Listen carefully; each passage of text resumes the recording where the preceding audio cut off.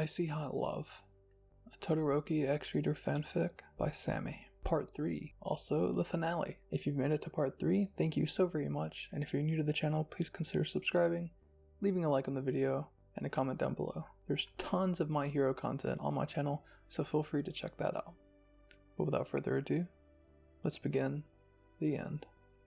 No, he looked too aggressive towards Shoto for you to leave the situation alone. You decided that you should shift into a more discreet form. What should I choose? You thought. What's powerful enough to protect Shoto, but small enough to stay hidden?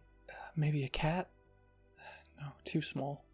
They may have sharp claws, but they can easily be thrown off someone. What can I use that has good grip, stealth, and agility? The yelling was getting louder. You need to think of something fast. That's it! A clouded leopard. It was all the same abilities as a regular leopard, but in a smaller package. And clouded leopards live in trees, so they must have incredible grip and strong claws. Not to mention the fact that they can easily leap from tree to tree. That must mean they have great agility and pinpoint accuracy. You put your bag and coat down, and then shifted into a clouded leopard. You got closer to the two men, all the while sticking to the shadows and staying downwind to make sure Endeavor didn't spot you. You could hear the conversation a lot clearer now. Shoto, I can't believe you lost yet another fight. And against a new kid, no less. They're not even that powerful and you lost. You're such a disappointment. You growled not just at the insults, but the way he was talking to Todoroki. Sorry, father. I'll do better. You're so useless. Mainly using your right side, rebelling against me. It's time you embrace your full power. Stop being so goddamn weak and listen to me. Endeavor shouted. It's my quirk, not yours. And I'll be 10 times the hero you ever were. Shoto retorted. What did you say to me? Am I not the one who created you? Am I not the one who trained you to use your quirk properly? Am I not the one who got you into UA? How dare you speak to me like that? You saw Endeavor raise his fist towards Shoto and you acted immediately. You ran up to the man and pounced on the arm that was about to strike Todoroki, clawing at it and sinking your teeth deep into the flesh. Once you were satisfied, you leapt off of him next to Shoto and shifted into your human form, choosing to keep the clouded leopard ear and tail. So here's the person who beat my son in their first match. You did good. It's a pleasure to meet you, he said, the tone of his voice contradicting the compliment he just gave you. Your ears were flat against your head, pupil slits and your tail flicking in an angered manner. I wish I could say the same. What the hell do you think you're doing? Trying to hit your own son? Who do you think you are? You spat. I raised him. I fed him. I put a roof over his head. And he repays me like this? He deserves to be punished, he replied.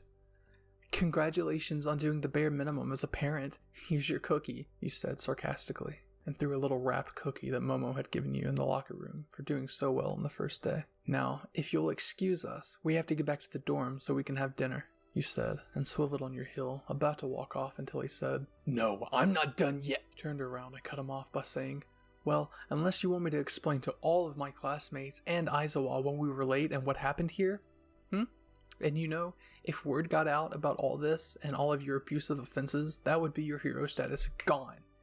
You would be hated by the entirety of Japan and have 10 years jail time for the abuse of children. Both Todoroki and Endeavor looked shocked at what you said. It's called a hustle, sweetheart, you said, giving a passive-aggressive smile. Come on, Todoroki. Uraraka told me that Bakugo is making some pork soup dumplings for dinner.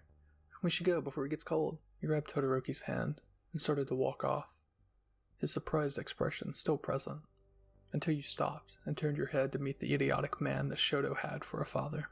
Oh, and if I ever see you try to hurt your son, physically or verbally, ever again, I can assure you that you won't have an arm to bleed from next time.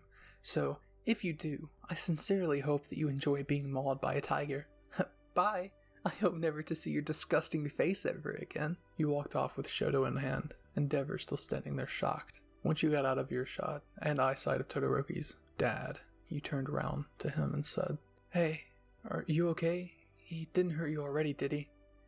You asked, worry evident in your voice and your slightly droopy ears. Yeah, I'm fine, and thank you for that. I appreciate it. It's fine, don't worry about it. I know how you feel. Huh? What do you mean?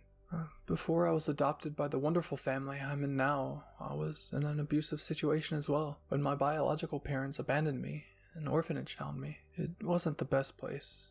And when I developed my quirk and they saw how powerful it was, they used it to their advantage. They trained me 24/7, never giving me a break, and when I didn't perform up to their standards, they would torture me. At first letting the other kids there beat me, and then they would lock me in the basement and not give me food for however long they decided. They would only bring me water every now and then, just to keep me alive, only because I was useful to them. There was a couple minutes of silence until Todoroki spoke up. You're a lot like me. I didn't think there was anyone else out there that would actually understand what I go through. Of course there is, Sho, and I'm here if you ever need to talk, okay? Whatever you need, you said with a soft smile, your ears perking up again as you pulled him into a hug. And to your surprise, he hugged back. Thank you, is all he said, as you two stayed like that for a while. Until, hey, can I have your phone number so I can text you when I feel like I can talk? I don't think I'm quite ready right now. Of course. You two exchanged phone numbers and went inside to have dinner. Time skip. Hey, I think I'm ready to talk now. I was wondering if you would come in one of your animal forms or something. It would just be easier and less intimidating. Sure, I don't mind at all. I'll be there as quickly as I can. Thank you. And with that, you walked off your balcony and out of your door. You shifted into the form of a barn owl and flew down a flight of stairs to get to Todoroki's floor. Once you were in front of his door, you then shifted into a domestic cat and pawed at his door with your claws. He heard your scratching and opened the door. Hey there. You gave a small meow in response and pawed your way into his room. He closed and locked his door, and then went and sat on his futon. Please, come sit. You jumped onto his bed, your paw pads landing on the soft mattress. You looked up at him, his heterochromatic eyes pouring into your sky blue ones. You both sat there in the dead of night, an awkward silence between you.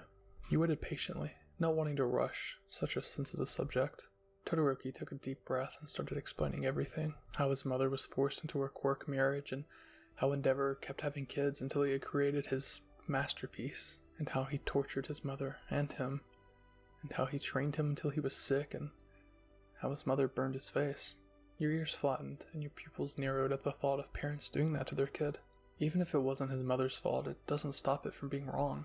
Todoroki chuckled at your expression, and ran a knuckle over your head. He purred at his touch.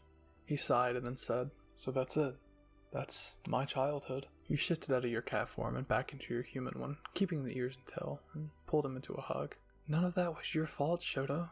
What happened wasn't in your control, and it's okay to feel what you feel. He pulled you closer to him and you nuzzled into his neck, purring in the process. Thank you so much. I've never had anyone understand and accept me like you do. Thank you. It's no problem, Shoto. Do you mind staying a bit longer and watching a movie? Sure, I would love to. You guys sat on his bed together and put on a movie from Netflix. You're about halfway through the movie until Todoroki felt a weight on his shoulder. He looked over to see you there, asleep on his shoulder, your ears and tail relaxed, and he smiled at you fondly. He turned off the TV and settled you both down under the blankets. He pulled you close to him and, without thinking, kissed the top of your forehead. He froze for a second, realizing what he had just done. He then chuckled to himself and settled down, one arm cradling your head and one slung around your waist, and drifted off into a peaceful slumber, feeling happier than he, or you, had ever felt in your life. Thank you guys for watching the finale of IcyHot Love, a Todoroki ex-listener fanfic. If you're new to the channel, please consider subscribing. I really hope you enjoyed this small series. Please leave a like if you did enjoy the video, and a comment down below telling me what you thought. But my name is Bizarre, and I'll see you guys in the next video. Cue the outro.